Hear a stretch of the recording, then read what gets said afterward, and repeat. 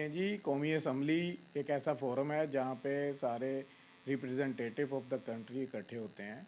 वो वहाँ पे करारदाद पास करें, उस करारदाद में कोई चीज़ वो मुल्क में करना चाह रहे हैं, नहीं करना चाह रहे हैं, ये उनकी डिस्क्रिशन है। लेकिन ऑनरेबल सुप्रीम कोर्ट के किसी ऑर्डर को सेटिसाइड करना, नल एंड वाइड डिक्लेयर करना, उस पर अमल दरामद से इनहराफ करना, ये ना कौमी असम्बली का फोरम इस पर्पज़ के लिए बना है और ना ही इस फोरम पे कोई ऐसी करारदाद पेश की जा सकती है और ना ही किसी करारदाद की कोई वेटेज और वैल्यू है ऑनरेबल सुप्रीम कोर्ट के ऑर्डर्स के मुकाबिल। अगर honourable supreme court of Pakistan ने एक ऑर्डर कर दिया है, इलेक्शन कमीशन ने उस ऑर्डर पे इम्प्लीमेंटेशन करना शुरू कर दिया है, इलेक्शन कमीशन ने शेड्यूल जारी कर दिया है, उस शेड्यूल के मुताबिक सारी प्रोसीडिंग्स हो रही हैं और इलेक्शन होंगे इंशाल्लाह।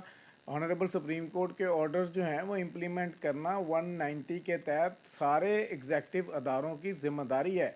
190 आर्टिकल ऑफ द कॉन्स्टिट्यूशन पाबंद करता है सबको, और मैं तो समझता हूँ कि ये कंटेम्पचुअस एक्ट है जो कि असम्बली में करारदाद पास की गई है।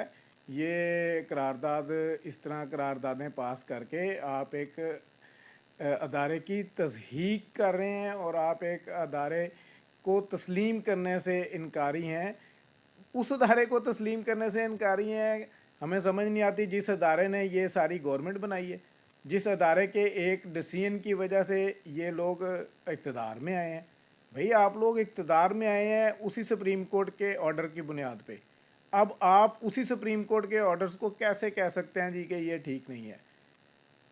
अच्छा, इसके अलावा कोई ऐसी चीज़ या कोई काम या जिससे आप समझते हैं कि हुकूमत सुप्रीम कोर्ट के फैसले से राह फरार इख्तियार कर सकती है? नेशनल सिक्योरिटी काउंसिल का इजलास उठाया जा रहा है कि उसमें कौमी सलामती की कमेटी में ये कहा जाएगा कि मुल्क के हालात ख़राब हैं, सिक्योरिटी नहीं फराम की जा सकती है, दिस एंड दैट, जो भी आगे वो बहाना उनका होता है। क्या ऐसी कुछ सूरत हाल का कह के सिक्योरिटी ना दी या नहीं देंगे, या कोई ऐसा एक्ट कर सकती है गवर्नमेंट? देखें जी, इस जो supreme court, honourable supreme court का ऑर्डर है, इस ऑर्डर में कैटेगोरिकली सेक्रेटरी डिफेंस की अटेंडेंस है। सेक्रेटरी डिफेंस अपीयर हुए हैं कोर्ट के सामने, सेक्रेटरी डिफेंस को ऑनरेबल कोर्ट ने सुना है और सेक्रेटरी डिफेंस को सुनने के बाद ये ऑर्डर पास किया गया है। ये जो सिक्योरिटी काउंसिल है, ये जो सिक्योरिटी अदारे हैं, ये सारे सेक्रेटरी डिफेंस के अंडर काम कर रहे हैं। ये सेक्रेटरी डिफेंस इन्हीं अदारों को रिप्रेजेंट कर रहा है। इन्हीं इदारों की तरफ से सेक्रेटरी डिफेंस, गवर्नमेंट की तरफ से सेक्रेटरी डिफेंस अपीयर हुआ है। और ये सिक्योरिटी के अदारे जो हैं, ये मुल्क की इंटरनल और एक्सटर्नल सिक्योरिटीज़ के बारे में ज़रूर डिस्कस कर सकते हैं, पॉलिसीज़ भी बना सकते हैं, लेकिन ये वहाँ पे बैठ के ऑनरेबल सुप्रीम कोर्ट के किसी ऑर्डर को सेटिसाइड या डिनाइल नहीं कर सकते। देखिए, जो पार्लियामेंट ने रेजोल्यूशन पास की है सुप्रीम कोर्ट के 3 मेंबर बेंच के अगेंस्ट के जी इस जजमेंट को इम्प्लीमेंट नहीं किया जा सकता, ये एक ऐसा मैसेज है जो पार्लियामेंट जो देना ही चाहता है कि बेसिकली पार्लियामेंट एक लीगल कवर चाहता है कि वो सुप्रीम कोर्ट की जजमेंट को अपोज़ करें और उसको इम्प्लीमेंट ना करें। एक मैसेज सुप्रीम कोर्ट को भी जाए कि जो आपने एक जजमेंट दी है ये इखलाकी एतबार से दुरुस्त नहीं है। मेरे ख्याल में पार्लियामेंट की रेजोल्यूशन का मकसद इससे ज़्यादा नहीं है। अगर आप ये कहें कि कानूनी तौर पर उसकी एग्जीक्यूशन को रोका जा सकता है, तो रेजोल्यूशन के ज़रिए पार्लियामेंट की आप किसी सुप्रीम कोर्ट की जजमेंट की इम्प्लीमेंटेशन को रोक नहीं सकते हैं। जहाँ तक कौमी सलामती कमेटी का मामला है, उसमें भी ये नहीं बात कही जा सकती कि कौमी सलामती कमेटी सुप्रीम कोर्ट की जजमेंट को इम्प्लीमेंट नहीं कर सकती, वो रिफ्यूज़ नहीं कर सकते। लेकिन एक बात जो वो कह सकते हैं कि सर्कमस्टांसेस ऐसे हैं कि हम हेल्पलेस हैं कि सुप्रीम कोर्ट की जो जजमेंट है वो due to such and such reasons implement करने में प्रॉब्लम पैदा हो सकता है, और उस प्रॉब्लम्स को दूर करने के लिए हमें इतना टाइम फाइनेंस के लिए, या अगर आपको सिक्योरिटी फोर्सेस चाहिए होंगे तो उसके लिए हमें टाइम चाहिए होगा। वो दोबारा सुप्रीम कोर्ट में अपने प्रॉब्लम्स, अपने जो उज़र हैं वो सुप्रीम कोर्ट में दोबारा रखेंगे, दोबारा उस बेंच के सामने जाएंगे, सुप्रीम कोर्ट उसको कंसीडर करेगा। कंसीडर करने के बाद अगर वो डेट एक्सटेंड करता है या उन जो वो एतराज़ात हैं उनको सुप्रीम कोर्ट ये कंसीडर करता है कि ये इसके अंदर वेट है, ये लॉजिकल है, तो फिर सुप्रीम कोर्ट ही उस टाइम को एक्सटेंड कर सकता है।